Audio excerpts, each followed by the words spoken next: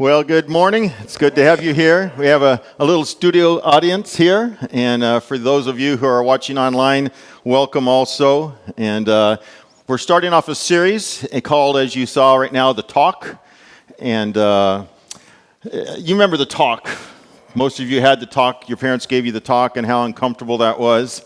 And it's like you just kind of wanted to die and that to end. Well, you grew up and you had kids, and then you gave them the talk, or you're going to be giving them the talk. And so, and what I really want you to understand is, from a Christian standpoint, the talk is very important. Because in a world that's going off in the wrong direction, we want to make sure we come back to center and what does God have to say, and that's how we do it. We have that very uncomfortable talk. And so welcome to this beginning of this series. Now, I was asked several months ago if I would start this series off on Valentine's Day about love. And I've got to be honest with you. When I was asked that, the thing that went through my mind immediately is, how can I talk about love when just a couple weeks ago I wasn't sure if my wife was going to be leaving me or not? I mean, it was a serious moment in my life. How am I supposed to do that? And I remember driving home and thinking to myself, I was just in despair. We had been fighting a lot, and I was just at the end of my ropes, and I'm thinking to myself, if the car is gone, that means she has left me and she's not coming back. And so as I pull around the corner to look at the driveway, and I'm thinking, if the car's there, then I'm good. But if the car's not there, then the dog and her are gone, and it's over with. And so today I've titled my sermon, "The Day My Wife Almost Left Me and What Love Has to Do with It."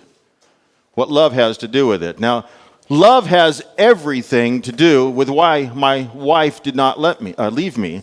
But what I want to do today is I want to define what this love is, because we live in a world that I think is totally mixed up when it comes to love. Now, the proof that we don't know what really love is in our culture is when people stand at the altar and say, "I do forever, till death do us part," and all those good words, 45% of those people are going to end up in divorce. And for the people who do it for the second marriage, 60% of those people end up in divorce. And for the people who do it for the third time, 70% of those people end up in divorce. And that alone is proof that we do not know what love is. We have no concept. And it's really easy living in our culture and seeing the things that we see to really forget what love is all about. Usually we call it something that has to do with an emotional feeling. And I'm not knocking on Valentine's Day. Valentine's Day is a really good day, guys, to score some points. And I hope you're not just figuring out right now that this is Valentine's Day. If you are, you're in serious trouble.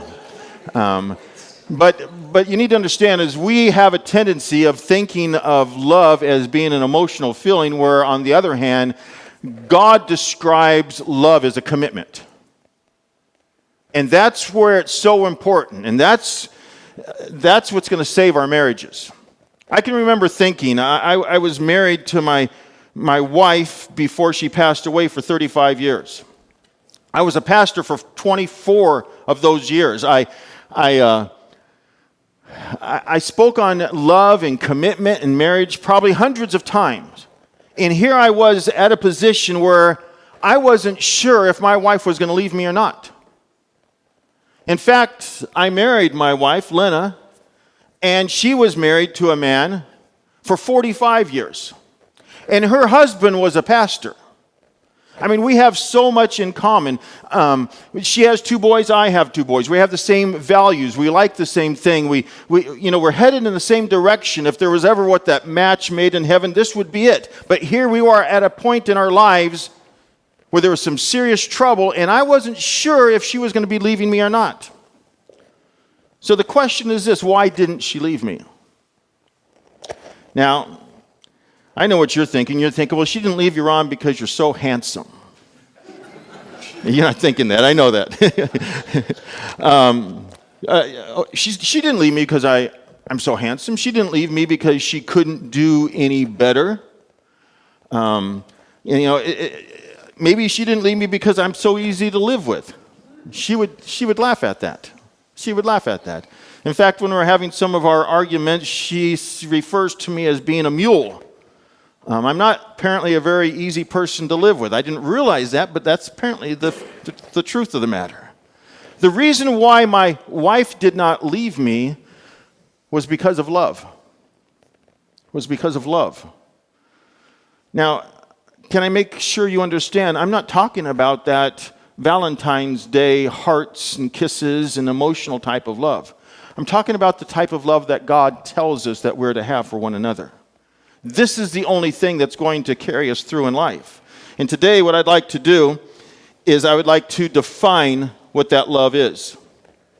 Now, without understanding this, our marriages are doomed. We got to understand that. Without really understanding what love is, our marriages are doomed. The statistics alone prove that we don't really know what it is, and we've got to change our understanding of love. If Lena would have believed the world's definition of love, she would have left me probably like a day or two after we got back from our honeymoon. If she would have bought into what the world says, this is love. Well, this ain't working. I'm out of here.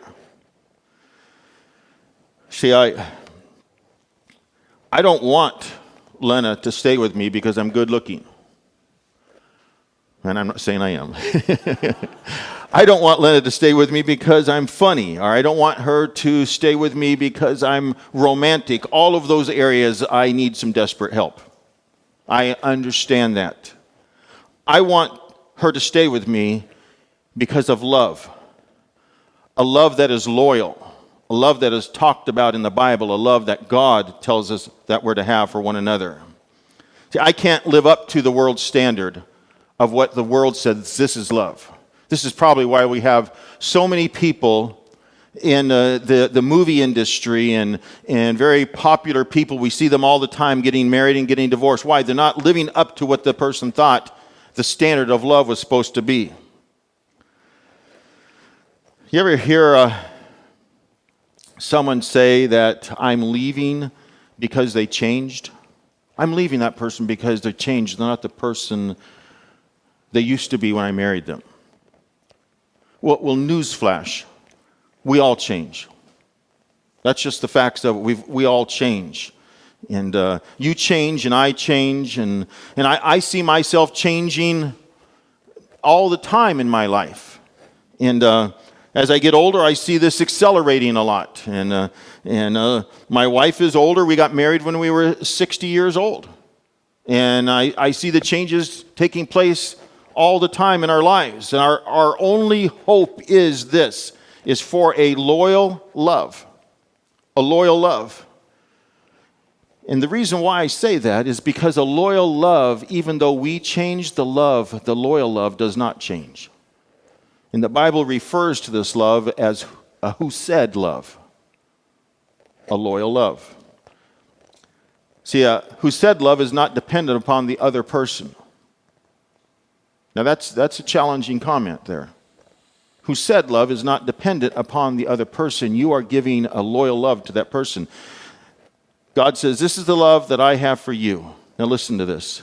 Jeremiah 31:3 says this, long ago the Lord said to Israel, I have loved you, my people, with an everlasting love. With unfailing love I have drawn you to myself. So when the people let God down, when the people turned their back on God, he continued to love them.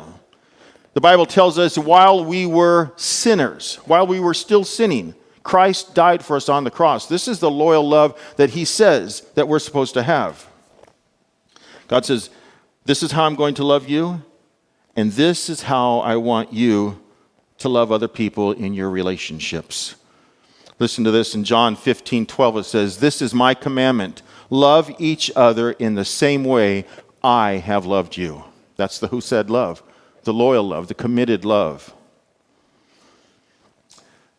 Well, anyone can fall in love, but staying in love is the challenge. Staying in love. When you hurt because the person has let you down, and you're hurting, and because what? They hurt you, and maybe not only just hurt you, but they keep hurting you and hurting you and hurting you. There's where the true loyal love is challenged. See, we all change and we all make mistakes. And sometimes I find myself, I do something that will hurt Lena. And if I do something that hurts her, then my love is, in response to that, is try to figure out how not to do that again, how to make sure that because I love her, I don't want to hurt her. But then there's certain things I can't change. I love her, I don't want to hurt her, but then there's a part of me that I need her to love me for who I am. I need her to love me for me. Let me explain what this looks like. I told you that we got married when we were 60 years old. So she got married for the first time when she was 18. I got married for the first time when I was 20. What we had to, at that point in time in our lives, is a whole future ahead of ourselves. When you get married at 60, you kind of just dropped into a situation where you have a whole life behind you, and you're used to doing things in a history and all this kind of stuff. And also you're giving somebody your body that's getting old. My definition of beauty is not a 20-year-old girl. My definition of beauty is Lena. And someday when Lena starts getting gray hair, I'm going to be into gray hair. Even though she's changing, my love for her is loyal. It's loyal to her. This is the point that I really would like you to make sure you grab today. Love is a choice, not a feeling.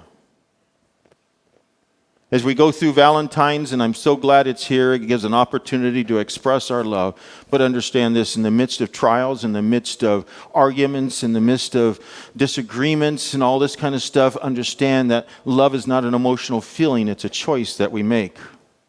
It's not easy to stay in love. We all have to work at it. And we will be tested. We'll be tested by different things in our life. We'll be tested sometimes by distance. We'll be tested by doubt. We'll be tested sometimes by unfulfilled promises. And sometimes, Lord forbidding, we'll be tested by unfaithfulness. And this is when our love, our who said love, is really challenged. The reason why we know that love is a choice and not an emotional feeling is because it's something that God has commanded us to do. I command you to love, and I command you to love in your relationships in this who said loyal, faithful love. And you cannot command an emotional feeling. It would be like your parents. Remember when they told you when you were moping around the house, they say, just be happy. Well, how'd that work out for you? It didn't change a thing, did it? You cannot command an emotional feeling. God doesn't tell us to be happy. He tells us to rejoice.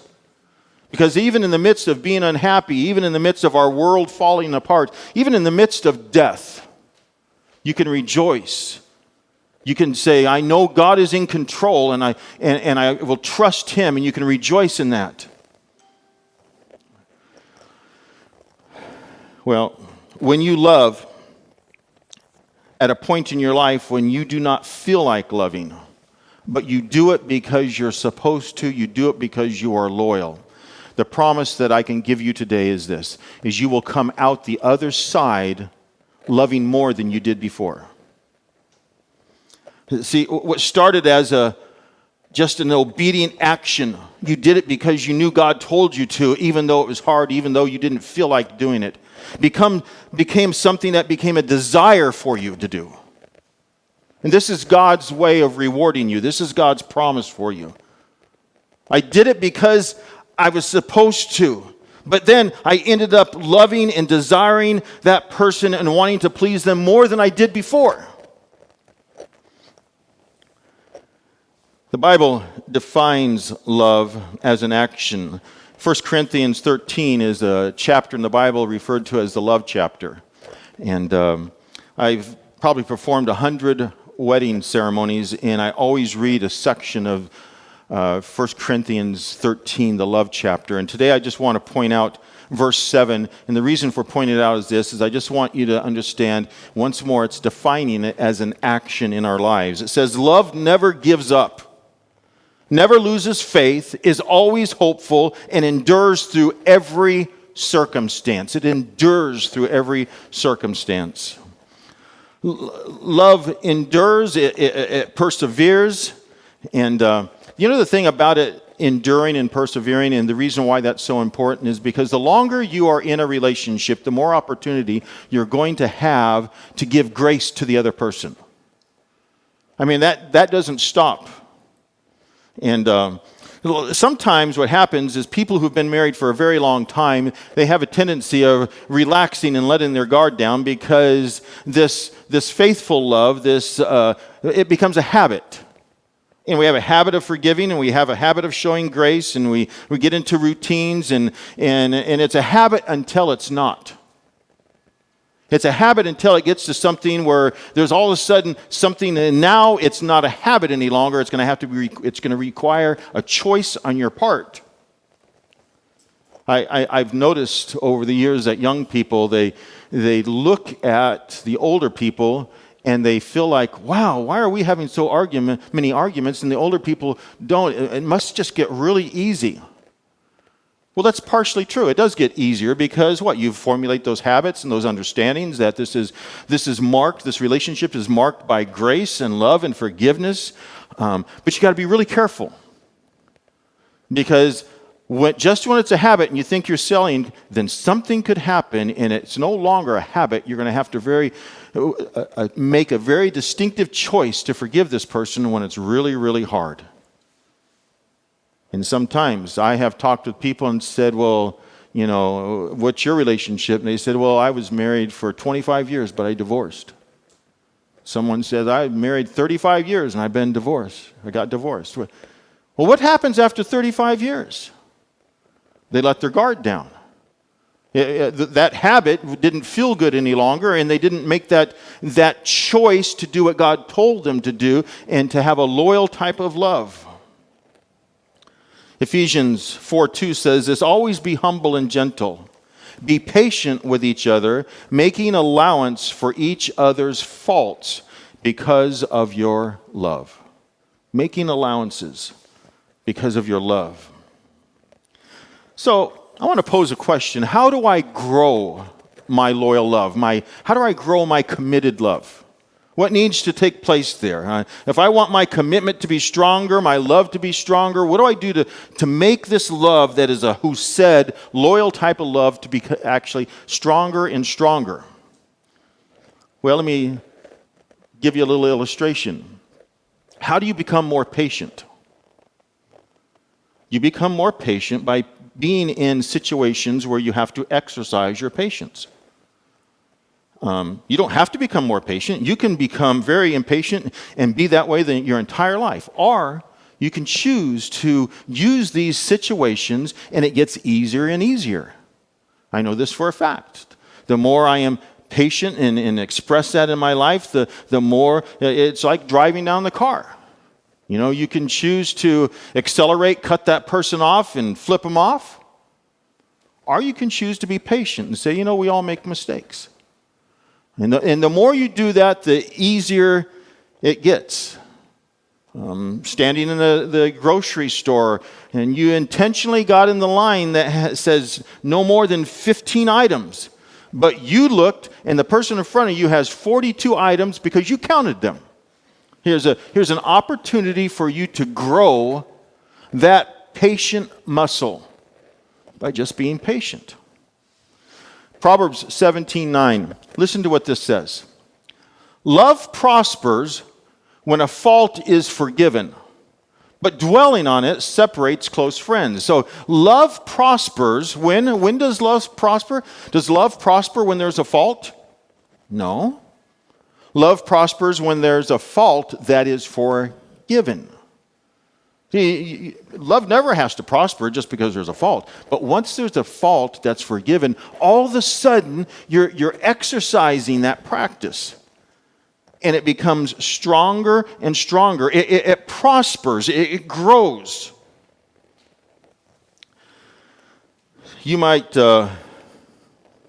feel like your marriage is falling apart because of faults, because of battles that are going on, because of problems, and you feel like this is on the verge of ending. You feel like because of all this turmoil that's going on in your marriage, it's very close to the end because of the faults.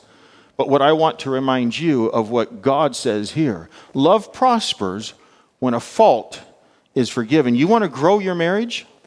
You want it to get stronger and stronger? Then grow it by forgiving. Your loyal love will become more loyal, will become more committed, will become stronger the more you exercise forgiveness. I see that happening in my marriage. Less than 2 years. We both got our own ways of doing things, and we both got our own histories, and I can look at that and say, holy cow, I thought this was a match made in heaven, and what's going on? Look at all the turmoil that's going on inside of our marriage. But then I realized we keep coming out the other side, loving each other more than we did when we went into that problem. We're becoming more and more compatible, if you will.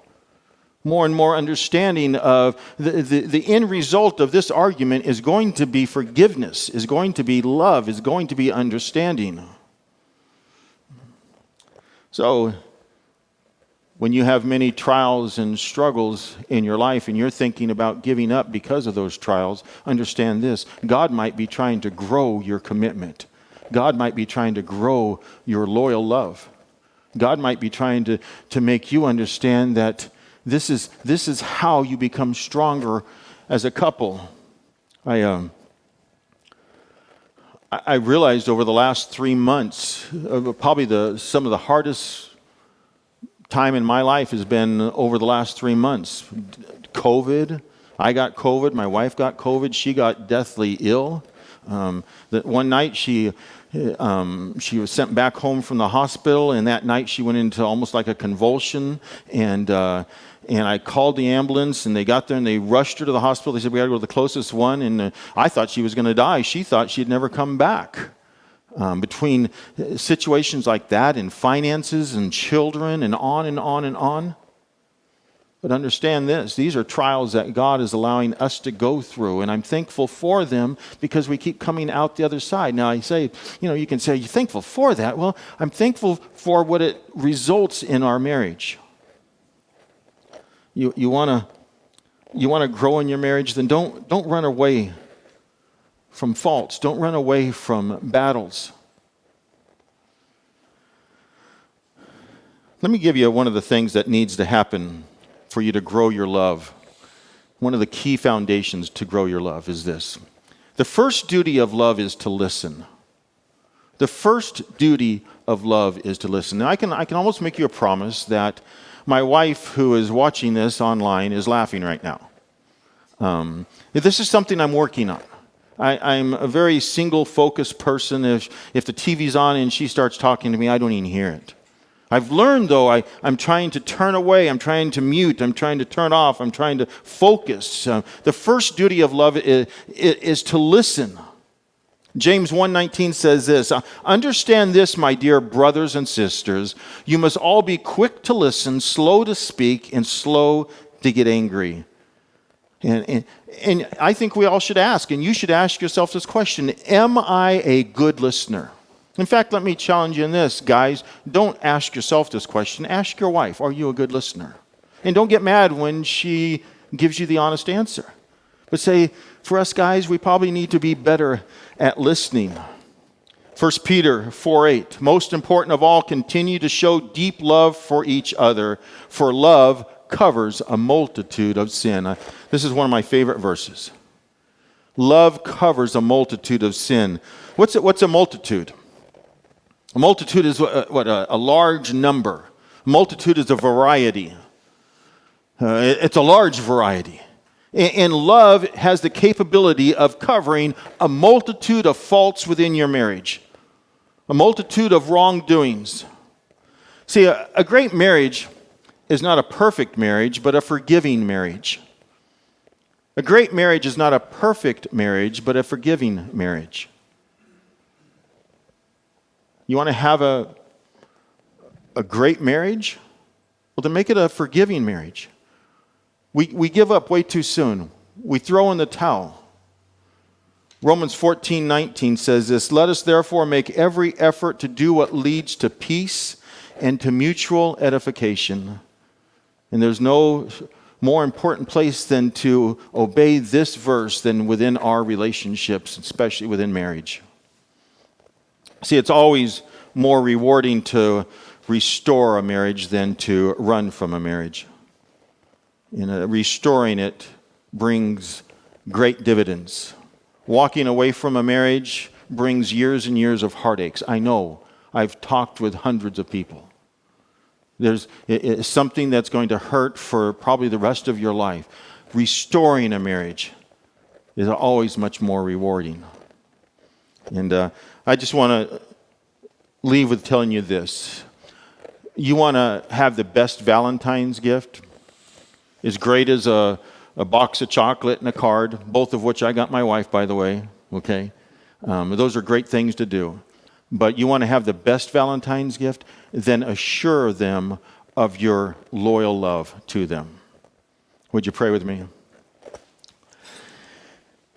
Dear Heavenly Father, we thank you for being the example who showed us what a loyal love is. Lord, when we were sinning, you even came and died on the cross for us. When we turned our back on you, you showed us how to be loyal and how to not give up. And Lord, you've brought us from the depths of the grave and breathed new life into us and made us into the people who we are. And we thank you so much for that. And Lord, now we need your example in our lives as far as in our relationships. Lord, I know some relationships feel like they're just clicking along and they're not aware of the turmoil ahead or the danger ahead. And they're going to have to rely on loyal love and forgiveness and grace. And other marriages are at the doorsteps, Lord, of about to have a divorce, about to call it quits. And they're forgetting that this is going to hurt so much more and going to be so much more painful, Lord. Would you encourage them? Would you help them to recommit to one another? Lord, I ask for the men to have the courage to swallow their pride, to grab the hand, to look into the woman's eyes and to assure them how much they love them and they want to work this out. Would you help us to be leaders in that way? Would you help the women to be soft and gentle and understanding and loving and all the things that us guys just die for? And thank you for this Valentine's Day and help us to be men of God and women of God. I ask this in your holy name. Amen.